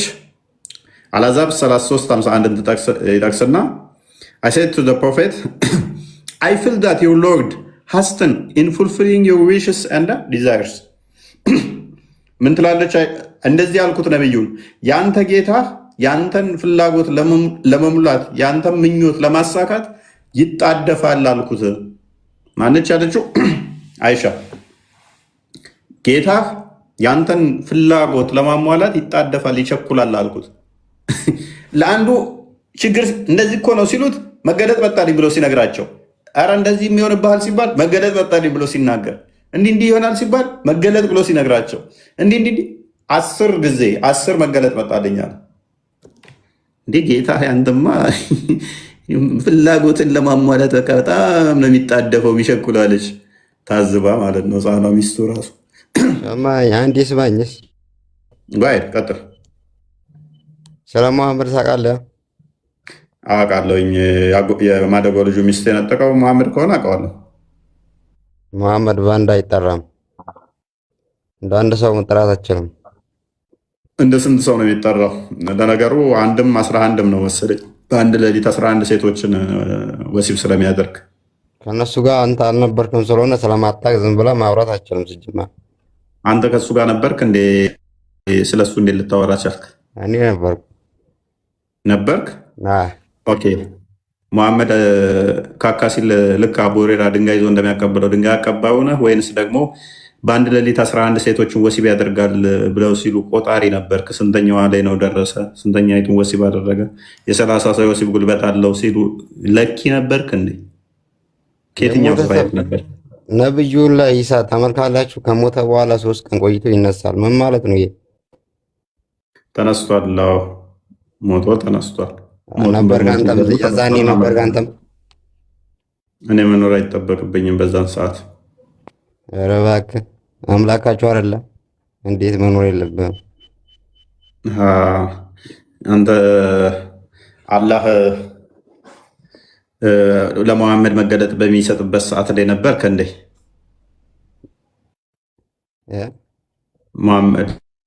ለመሐመድ መገለጥ በሚሰጥበት ሰዓት ወይንም ደግሞ መሐመድ ወደ ሚራዥ አላህ በወሰደው ሰዓት ነበርክ እንዴ? አዎ ነበር። ኦኬ። ስለዚህ መሐመድ ውሸታም ነው ማለት ነው። የሰዎች እድሜ 60-80 አካባቢ እንደሆነ የተናገረው ወደ 1000 ዓመት መኖራል። መሐመድ ለምንድን ነው የሚዋሸው? ሰዎች 1000 ዓመት መቆየት እየቻሉ እዚህ ስማች እንደማይቆዩ የተናገረው። አሁን እንግዲህ የሆነ ቦታ የእናንተ ቁርአን እኮ ይጻፋል ነው በጃርን መጽፉት። የኛው እኮ ከሰማይ ስለወረደ ያን የራሱ መረዳት እኮ ትችላላችሁ። ቁርአን ከሰማይ ነው የወረደው እና እናንተ በሳምንት ታዲ ከያየራችሁ ደግሞ ማን ነው ጽፎ ከሰማይ ላይ ጽፎ ያወረደው? አንተ ከሰው ጋር ለመከራከር ነው ወይ ምሳል ምናምን ትላለህ? ከዚህ በኋላ እንዴት ተመችቶ ጻፈ? ሬጉላር ሼፕ ነው ያለው። 2 ቀኝ እጅ ነው ያለው። እንዴት ብሎ ነው የጻፈው? እንዴት ተመችቶ ታላ ነው የጻፈው ወይንስ ጅብሪል ነው የጻፈው? ከሰላም መሐመድ ነብያችን ሰለላሁ ዐለይሂ ወሰለም ከዚህ በኋላ በታወራ ደስ ይለኛል። ከዛሊያ እናት ትበላል ጭገራም ዝም ብለህ ማውራት አትችልም። ስለ እስልምና እዛ ሄደህ የሞተውን አላህችሁን ማንሳት ትችላለህ ከፈለግ። የሞተ አለ ሄድና ቅበረው ጭንቅላት አጥቷል የሞታላችሁን ይላል እንዴ? ደደብ ጭንቅላት ስለያዝኩ ነው አሁን እኮ እንደዚህ ምናምን የምታወራው። ማ ጭንቅላት ስለያዝኩ ነው? አላህ ጭንቅላት ስለሌለው እኮ ነው አንተን የምትከተለው። አላህ አንተ ሞተ እዛ ጀሃነም ላይ እንገናኛለን፣ ያኔ ታየዋለህና። ኧረ እንገናኝም ብራዘር። ጀሃነም ላይ አንተ ከዘመዶች ጋር ካላህ እግር ጋር ተገናኙ። እኔ የገነት ነኝ። አንተ ጀሃነም ከገባ በኋላ ማለት ነው እንደምትለምለኝ ደኳ አውቃለሁ። ትለምለኛለህ ጀነት ገብተሃል ከአንተ ጋር ልግባ ምናምን። ጀነት ገብቼማ እለምንሃለሁ እኔ ካሁኑ ገሃነም ገብተህ እኔ ገነት ገብቼ ብሮ እኔማ አሁን እየለመንኩ ነው ውጣ ብያልኩ። ምንድን ነው የምታወራው? ጭገራ መታወራ አንተ ከዚህ በኋላ ስተኛ እንዴት እንደምታስጠላ ማለት ልታሰብ። ፂም አያምርም። አላህ እኮ ፂም አልባ ነው። አላህ ፂም አልባ ነው። ፂም ሲጀመር ለሙስሊም ነው ለክርስትና አይሆንም። ፂም የሌለው ወንድ ልጅ ከቤት መውጣት የለበትም ይላል የእናንተው አስተምሮ። አላህ ለምንድን ነው እሱ እንዴት ነው ፂም ከሌለው ከቤት ከወጣ እንኳን መህረም ያስፈልገዋል ወይንም ጠባቂ፣ ልክ ለሴት ልጅ እንደተመደበላት ፂም የሌለው ቆንጅዬ ወንድ ከሆነ ብቻውን መሄድ የለበትም። ምክንያቱም ምን ታደርጉታላችሁ? አላህ ደግሞ ቆንጆ እንደሆነ እንግዲህ ቁርአናችሁ ይናገራል። ፂምም እንደሌለው ደግሞ ኢብኑ ተይሚያ ተናግሯል። በገነት ውስጥ እንዴት ነው ወንድ እንደሆነ ደግሞ ሚስት ስለይኖረኝ ይላል። ስለዚህ ብቻውን ቆንጅዬ መንቀሳቀስ ማይችል ከሆነ ፂም የሌለው አላህን እንዴት ነው ጃፋር በገነት ውስጥ? ምክንያቱም ሚስት ቢኖረኝ ልጅ ይዛለው ብሎ ስለሚያስብ ወይንም ደግሞ እኛ ዘንድ ካሉት መጫወቻና ልጅም ቢይዝ ስለሚል በገነት ውስጥ እንዴት ነው ትጫወታላችሁ እንዴ ከአላህ ጋር? ልቦች ሁሉ የፈለጉትን በገነት ይሰጣቸዋል ስለሚል አላህን ብትመኙ እንዴት ነው አላህ ይሰጣችኋል? ይህ እፎይ ቤት ነው።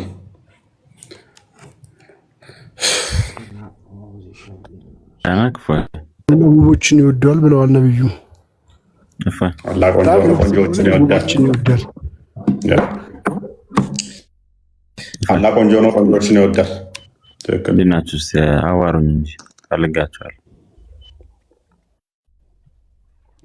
መጥፎችን ደግሞ ማለት ቆንጆ ያልሆኑትን ይጠላል ማለት ነው፣ በተቃራኒ ማለት ነው። አሜዚንግ ነው። ይመቻችሁ። ለማንኛውም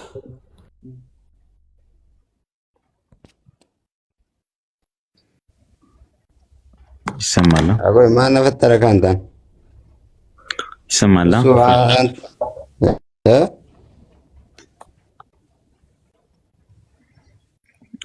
ልታስረዳኝ ትችላለህ? የሆነ ጥያቄ ነበረኝ። እሱም አለ። ምን ትላለህ? እሷን ያነሳ ነው። አይ ቅድሞ አልነበርኩኝም፣ ቅርብ ጊዜ ነው የገባሁት። በደንብ ሰምተሃል? ቅርብ ጊዜ ነው የገባሁት። ጥያቄ ነበረኝና ፈቃደኛ ከሆንክ ጠይቃለሁ። በደንብ ሰምተሃል? ቅድሚያ መልስልን። እኛን ያነሳ ነው። አልሰማም እንደ የለም ነበረ። ኮኔክሽን እያስቸገረኝ ነበረ። ለባውጣ እያለ ነበረ። አልሰማም። ቢኒ ይሄ ልጅ የለም ነበረ።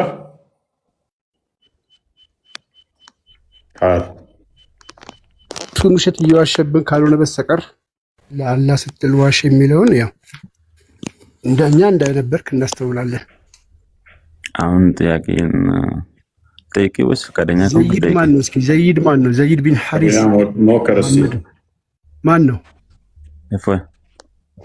ቅድሚያ ሞከር። ስለዚህ ያቀጥሉም ነው እንዴ ነው? ዘይድም ሞከር። ቅድሚያ አንድ ሰው እንኳን ሲሞከሩ እውቀት የለኝም። ለዛ ፈቃደኛ ከሆንክ ልጠይቅና ምላሽ ስጠኝ። መልካም። እሺ ኧረ አይችልም። እሱ ምንድን ነው የምጠይቀው ጥያቄ? እኔ ልመለስ እችላለሁ። እሺ መልካም ሰማሁ። ስለዚህ ቆይ አንድ ሰው የማደጎ ልጁን ማግባት ጤነኛ ነው ብለህ ታምናለህ? እኔን ነው የምትለኝ? እውቀቱ የለኝም። እኔ ሰውኛ ነው የጠየኩህ። ሰውኛ ነው የጠየኩህ። አንተ አባቴ ብለህ የምትለው ሰው ሚስትህን ቢነጥቅህ፣ ሚስትህን ቢያገባ፣ ከዛም ደግሞ ራስህኑ ሂድና እኔ እንዳገባት ንገራት ቢልህ ይሄ ትክክል ነው ብለህ ታምናለህ? እንደዚህ አይነት ድርጊት አንተ ሚስትህ የነበረችን ቤትህ መጥቶ አይቶ ሊኖር ይችላል እኮ ጤናማ ነው ወይ? ይሄ ራቁቷን አያት፣ ሰውነቷን አየ፣ ራቁቷን መሆኗን አየሽ፣ ሰውነቷን በቃ ደስ አለው ዋለ። ከዛ በኋላ እንትን አላት። ከዛ ማደጎነትም ምናምን አስቀረ። ይሄ ጤናማ ማደጎን መያዝ እና እንደ አባት ሆኖ ማሳደግ ጤናማ ነው? ጤናማ አይደለም። ለምንድን ነው የምታደርገኝ? የራስዎን ሪዘን ሊኖረው ይችላል። እኔ አሁን ጤናማ ነው ጤናማ አይደለም ያልኩት ስሜት አድርጋ ያዕቆብ መልእክትን አንዴ ምዕራፍ 1 ቁጥር 27 ክፈትልኝ።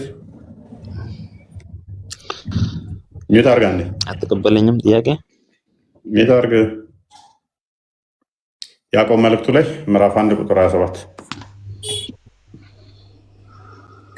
የዛሬውን ሰምቶ እስልምና ውስጥ የሚቆይ ካለ እንጃ ነኝ። ቁጥር 27 አይ ቲንክ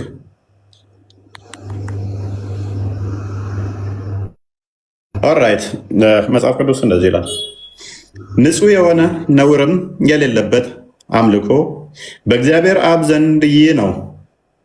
በደንብ አስተውሉ። ንጹሕ የሆነ ነውርም የሌለበት አምልኮ በእግዚአብሔር ዘንድ ይህ ነው፣ ወላጆች የሌላቸውን ልጆች ባልቴቶችንም በመከራቸው መጠየቅ፣ በዓለም ከሚገኝ እድፍ ሰውነትን መጠበቅ ነው ይላል። ስለዚህ መጽሐፍ ቅዱሳችን ወላጅ የሌላቸውን እንደ አባት እንደ እናት ሆናችሁ እንድትጠይቁ እንድትንከባከቡ መጽሐፍ ይመክረናል፣ ያዘናል። ቁርአን ላይ ግን ስንሄድ ቅድም ባሳየዋችሁ መሰረት የገዛ ማደጎ ልጁን ሚስት ነጥቆ አባት አይደለሁም የገዛ ማደጎ ልጁን አፋቶ ይህንን የሚያደርገው ማን ነው? አላህ። መጽሐፍ ቅዱስ ግን እንዲህ ይላል። ትንቢተ ሚልክያስ ምዕራፍ 2 ቁጥር 14 እስከ 16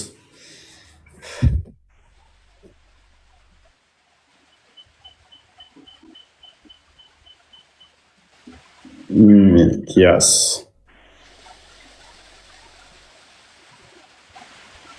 ምዕራፍ 2 ቁጥር 14 ሶስት ነው እዚህ ጋር የሚያሳየኝ እኔ ጋር ኦኬ። ምን ነው የከፈትከው? ኦኬ ሚልኪያስ አይደለም? ሚልኪያስ ነው ሚልኪያስ ኦኬ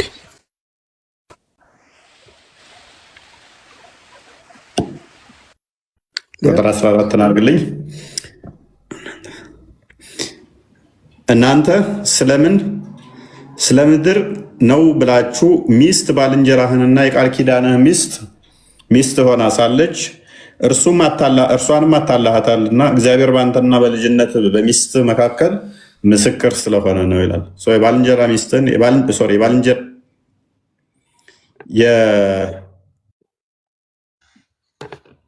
እግዚአብሔር እንትን አድርገው የቃል ኪዳን ሚስት ሆና ሳለች እርሷን አታልሃታልና እግዚአብሔር በአንተና በልጅነት ሚስት መካከል ምስክር ስለሆነ ነው። የልጅነት ሚስትን ልታታልላት ልዋሻት አይገባም። ኦኬ ከፍ አድርገው። እግዚአብሔር የሕይወትን መንፈስ አንድ አድርጎ ጠብቆልን የለምን? እርሱ የሚፈልገው ምንድን ነው? ዘር አይደለምን? ስለዚህ መንፈሳችሁን ጠብቁ፣ ማንም የልጅነት ሚስቱን አይፍታ አታልላት ይላል። ምን የልጅነት ሚስትህን ማታለልም የለብም፣ እንደ ማድረግ የለብህም። ከፍ አድርገው። መፋታትን እጠላለሁ ይላል የእስራኤል አምላክ እግዚአብሔር። እግዚአብሔር እንደዚህ ነው። አላህስ የሰውን ሚስት የገዛ የልጁን ሚስት አፋቶ አግባት። አንተ አባት ልጁን ፈቶ አባት የራሱን የማደገው ልጁ ሚስት ያገባል። እንዲያገባ ደግሞ የሚያደርገው ማነው? አላህ። ሂድና ሚስትህን ለእኔ እንደምትገባ ንገራት ይለዋል። ራሱኑ ባሏን። ባሏ ሄዶ ከዛ ላይ ዘይድ ሄዶ ሚስቴ ዜነብ አባቴ እኮ ሙሐመድ ሊያገባሽ ፈልጓልና እንዴት ነው እሱ አግቢው በቃ። ከዛ እንዴት ነው አንድ ቤትስ የሚኖሩት አስባችሁታል? ዜነብ የሙሐመድ አክስት ልጅ ነች። ስማኝስና ዝም ብለህ መሐመድ አትበል። አዳም ዘይድ ደግሞ የሙሐመድ የማደጎ ልጅ ነው። ሊጠይቅ መጥቶ አንድ ቀን ራቁቷን ቢያያት የሰዎችን ልቤን ቀየርከው አለ። ጨገራ ምናምን ትበላ። ከዚህ በኋላ እንዲህ ምናምን አትበል። ከእስልምና በቃ ከዚህ የተሻለ መልስ የላችሁም፣ ስድብ እንጂ። መጽሐፍ ቅዱስ ግን ምን ይላል? ማቴዎስ ወንጌል ምዕራፍ 5 ቁጥር 17 እና እንደክፈተው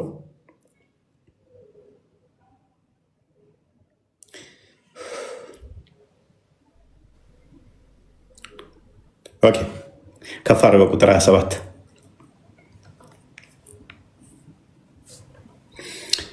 ስለ አመንዝራ የተሰጠ ትምህርት አታመንዝር እንደተባለ ሰምታችኋል።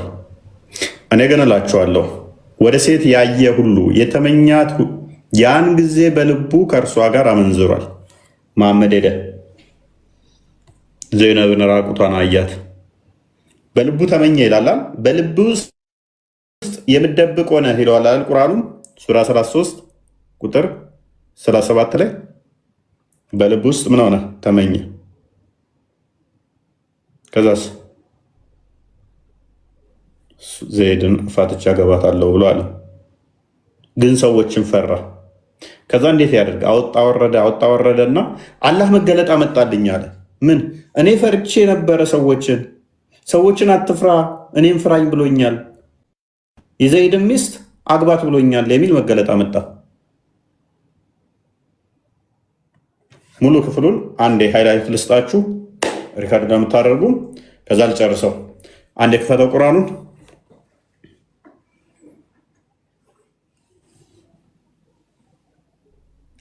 ሱራ 33-37 በደንብ ተከታተሉ።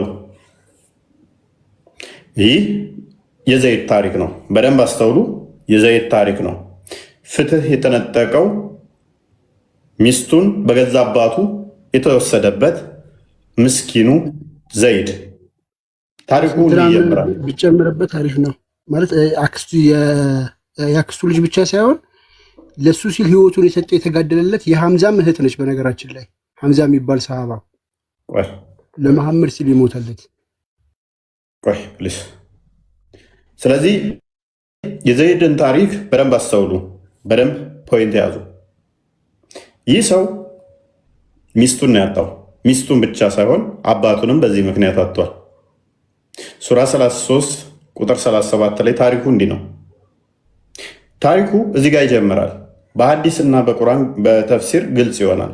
እንዲህ ይላል ቁርአኑ፣ ለዚያም አላህ በእርሱ ላይ ለለገሳትና አንተም ነፃ በማውጣት በእርሱ ላይ ለለገስከው ሰው ለዘይድ አላህ ገላጭ የሆነን ነገር በነፍስህ ውስጥ የምትደብቅ አላህን ልትፈራው ይልቅ የተገባ ሲሆን ሰዎችን የምትፈራ ሆነ ሚስትህም በአንተ ዘንድ ያዝ ከመፍታት አላህንም ፍራ በምትል ጊዜ አስታውስ ይላል።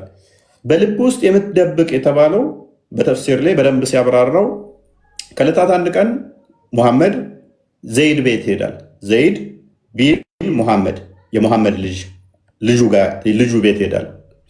ዘይነብ ደግሞ የዘይድ ሚስት ነች፣ የሙሐመድ ዘመድ። ሙሐመድ ነው ያጋባቸው። ቤቱ ሲሄድ ዘይነብ ራቁቷን ነበረች። ንፋስ በመስኮት ወይም በመጋረጃውን ገለጥ ሲያይ ራቁቷን ሙሐመድ አያት። ከዛም በልቡ የሆነ ነገር ተሰማው።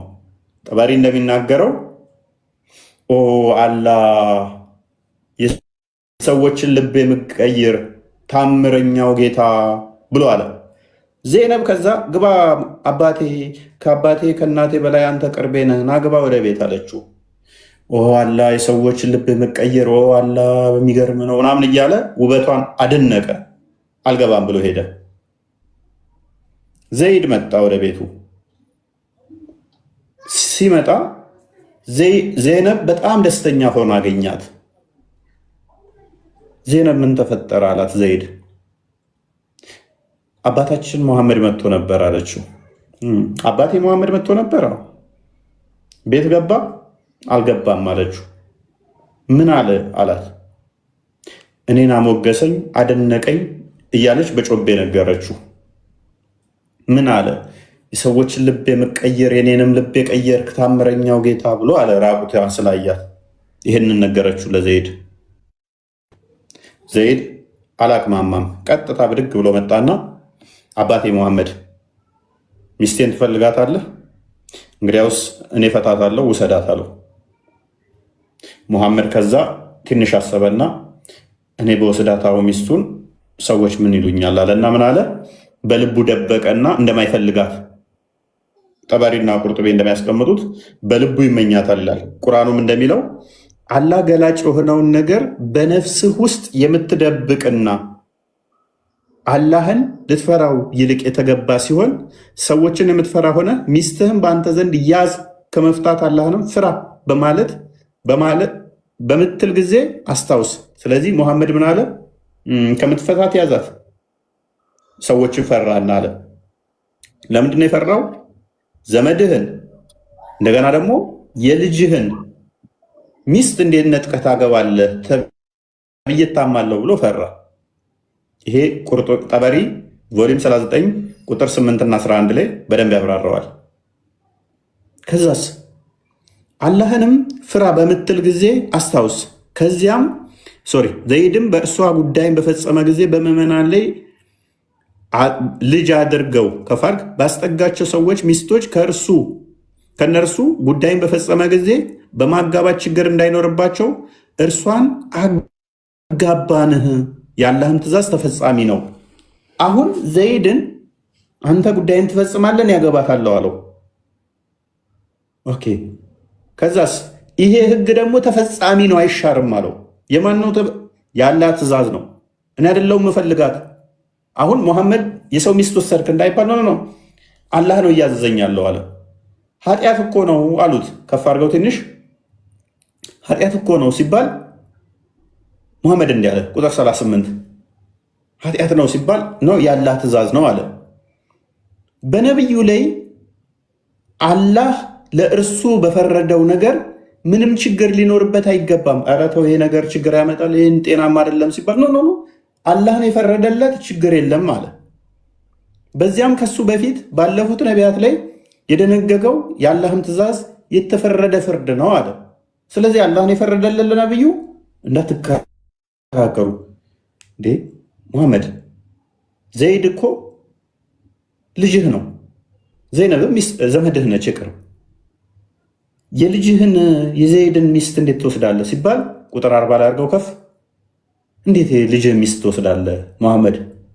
ይህ እኮ አልተለመደም፣ ትክክል አይደለም ሲባል ሙሐመድ ከወንዶች አንድም ሰው አባት አይደለም አለ። የማንም አባት አይደለም ሙሐመድ? አሁን የማንም ወንዶች አባት አይደለሁም ብሏል አላህ አለ። ከዚህ በፊት እኮ ግን አባት ትባል ነበር አሉት። ቁጥር 4 ላይ አድርገው አባት ትባል ነበር አሉት። ልክ አባት ትባል ነበር ሲሉት ይህን መገለጥ አመጣ።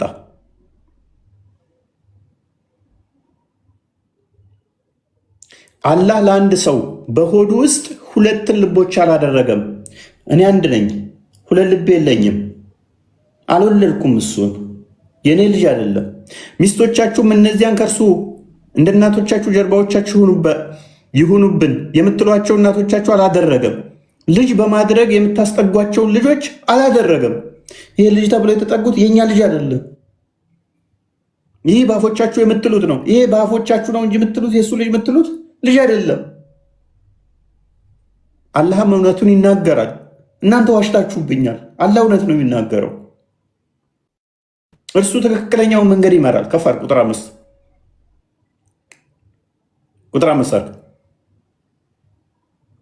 ለአባቶቻቸው በማስጠጋት ጥሯቸው፣ እነርሱ አላህ ዘንድ ትክክለኛ ነው። ግን እኮ ሙሐመድ በፊት እኮ ዘይድ ቢን ሙሐመድ ነበር የምትባለው ሲባል አባቶቻቸውን ባታውቁ በሃይማኖት ወንድሞቻቸው ዘመዶቻችሁ ናችሁ። በእርሱ በተሳሳታችሁበት ነገር በእናንተ ላይ ኃጢአት የለባችሁም ብሏል። በፊት በስህተት ነው ሙሐመድ ዘይድ ሙሐመድ የተባለው በስህተት ነው። እሱ በተሳሳትንበት ላይ ኃጢአት አይደለም ብሏል አላህ። ግን ልቦቻችሁ አውቀው በሰሩት ኃጢአት አለባቸው። ከአሁን በኋላ ግን ዘይድ ቢን ሙሐመድ ብትሉ እናንተ እያወቃችሁ ነው እና እንደዛ ያላችሁት ኃጢአት ነው። በፊት ባለማወቅ ስለሆነ ኃጢአት አይደለም።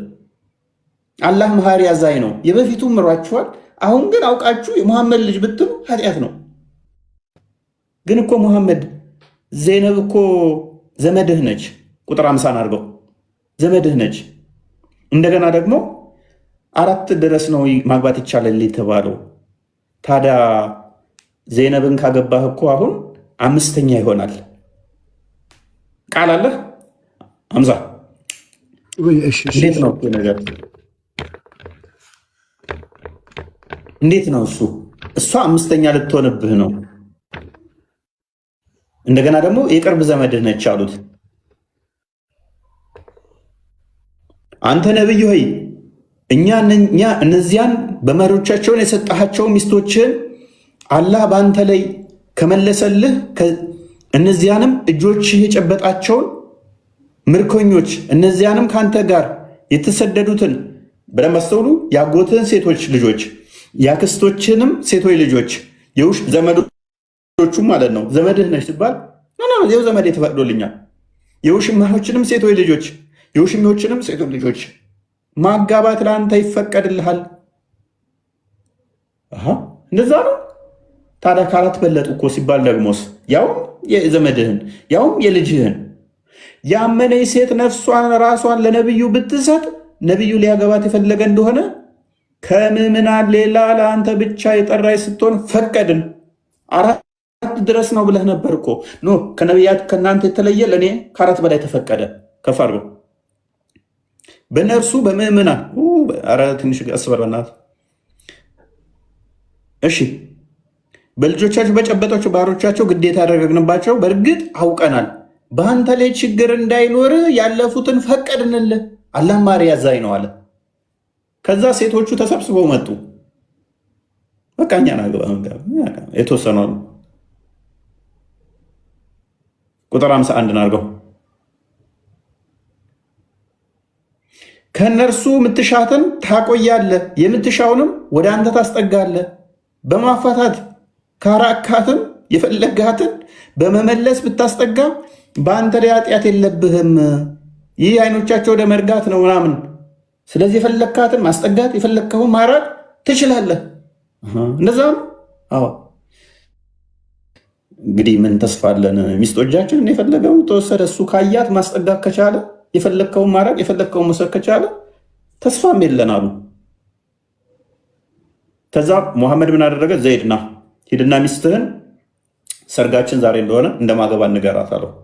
ዘይድ ሄደና ሊጥ እያቦካች አያት ዘይነብን።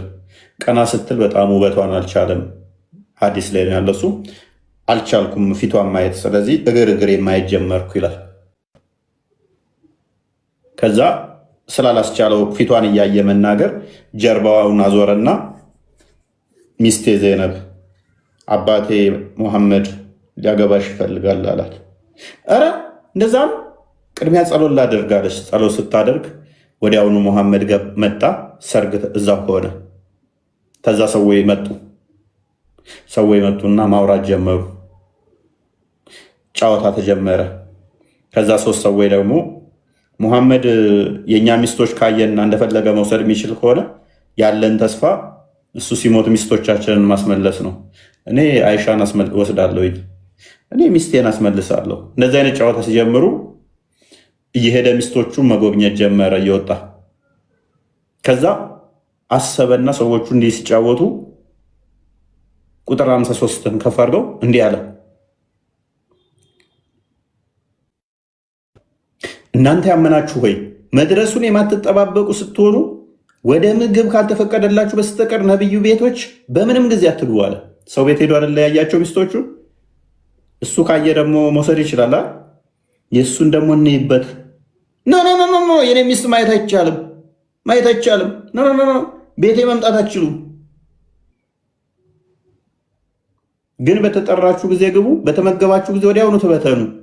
ለወግ የምትጫወት ሆናችሁ እንዳትቆዩ። ይህ ነቢዩን በእርግጥ ምን ይለዋል? ምግብ ከበላችሁ በኋላ ወዲያውኑ ከቤቱ ተበተኑ። ይህ ነቢዩን በእርግጥ ያስቸግራል፣ ከእናንተ ያፍራል። ራሱ እኮ ነው እየነገራችሁ ያለው። እኔ ከእናንተ አፍራለሁ፣ አላህ ግን አያፍርም። ቤቴ ከመጣችሁ ምግብ ከበላችሁ ወዲያውኑ ከቤቴ ይውጡ። ሚስቶቼንም ማየት እናንተ አትችሉም። እኔ ግን የእናንተ ሚስት ካየው ከፈለግኳት መውሰድ እችላለሁ። ኦኬ። ይህ ነቢዩን በእርግጥ ያስቸግራል፣ ከእናንተም ያፍራል፣ ግን አላህ ከእውነት አያፍርም። ዕቃንስ ስንዋስ ልክ ሙሐመድ ዘይነብን ራቁቷን አይቶ እንደወሰዳት ሴቶችንም ብናይስ? ኖ አይቻልም። ዕቃንም ለመዋስ በጠየቃችሁ ጊዜ ከመጋረጃ በኋላ ሆናችሁ ጠይቋቸው። ይህ ለልቦቻቸው የበለጠ ንጽህና ነው። እንግዲያስ እሺ፣ በህይወት እያለህ እንደዛ ነው፣ ስትሞት ግን ሚስቶቻችንን እናስመልሳለናል እያሉ ውይይት ጀመሩ። ከፍ አድርገው ያላህንም መልእክተኛ ምን ጊዜም ልታገቡ ለእናንተ አይገባችሁም። ቢሞት እንኳን የእሱ ሚስቶች ለእናንተ ማግባት አይገባችሁም። ይህ አላህ ዘንድ ከባድ ኃጢአት ነው። ኧረ ተው፣ ይሄ ነገር አይቀየርም። ቁጥር 36 አድርገው። ይሄ ያልከው ነገር ይቀየራል አይቀየርም? ኧረ ተው እባክህ፣ እንዴት ነው እሱ? ከባድ ነው ህጉ። ኖ ከባድ ነው ህጉ። አዳምጠኝ። እንደዚህ ይላል፣ አላህና መልእክተኛው ነገርን በፈረዱ ጊዜ ለምዕመናንና ለምዕመናት በነገሯቸው ለእነርሱ ምርጫ ሊኖራቸው አይገባም። የአላህንና የመልእክተኛውንም ትእዛዝ የጣሰ ሰው ግልጽ የሆነ መሳሳትን በእርግጥ ተሳሳተ። ምስኪን ነፈር፣ ምስኪኑ ዘይድ በአባቱ ሚስቱን በእንደዚህ አይነት ሁኔታ ተነጠቀ። ይህ ነው። አናን አቤት። ይህንን ታሪክ እንዴት አየሹ? አሰላም አለይኩም። በመጀመሪያ ያው እኔ ሙስሊም ነኝና ይሄን ታሪክ ከመጀመሪያው ጀምሬ በጣም እያዳመጥኩ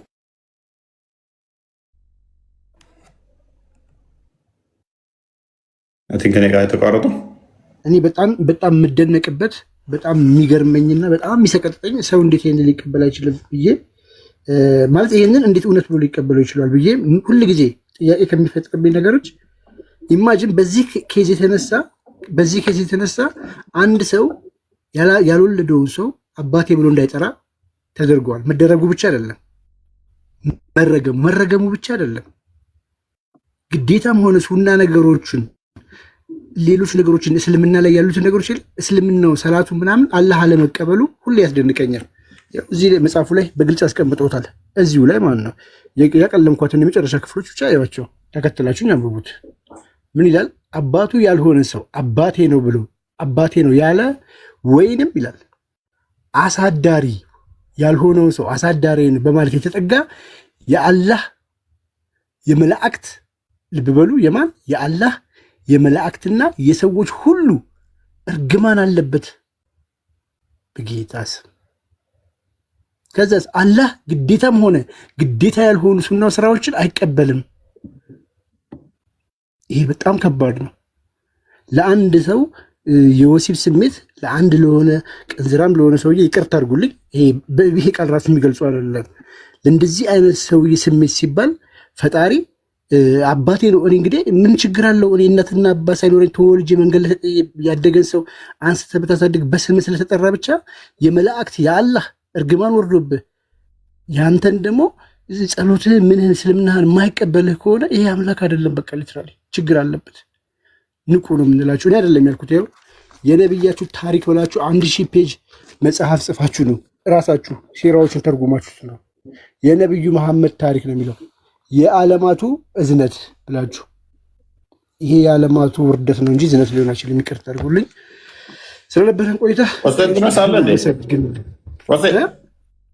ቆስጠንጢኖስ አለ።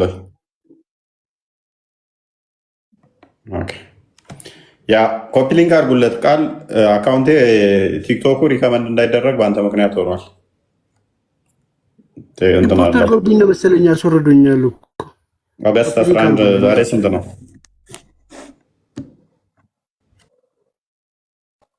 ዛሬ ቀን ለሚሲ ስክሊንሽክ ኦገስት 12 ኦልሞስት ቅድም ነበረ 6 ሰዓት ከመሆኑ በፊት ስለነበረ ኦገስት 11 ነው እንትን ያደረገን።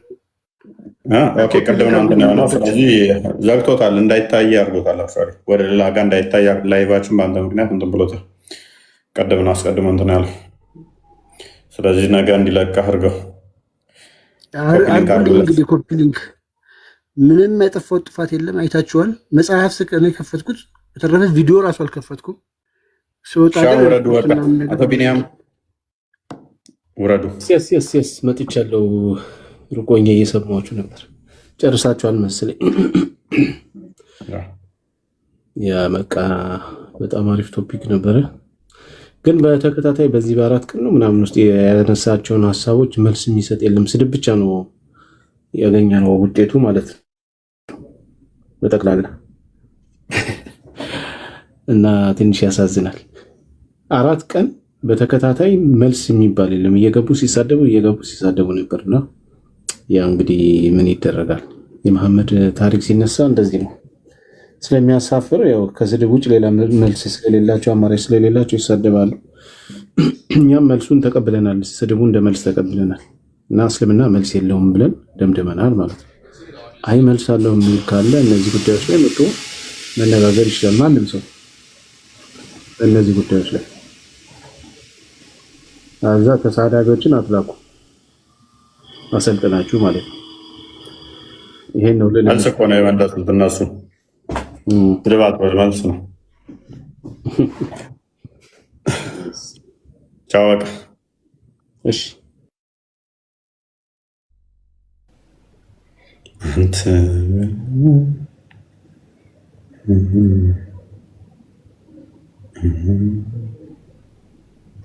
ሰማችሁ? ደህና ደሩ።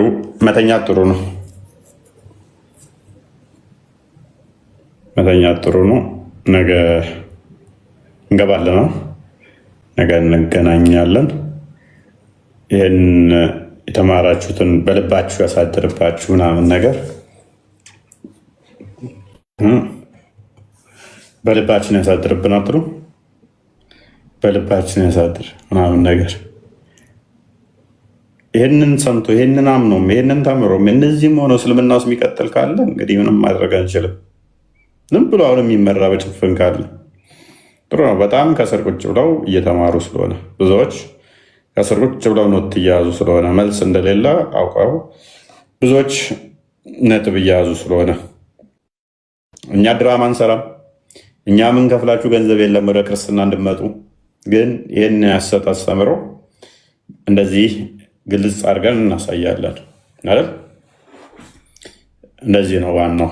እናንተ ውዶቼ ክርስቲያኖች፣ እናንተ ሙስሊሞችም ማድረግ ያለባችሁ ኖት መያዝ መማር፣ ሙስሊሞችም ክርስቲያኖችም ከዛ የተሻለው የምናቀርበው መረጃ ላይ አብዴት ማድረግ እንደዛ ነው።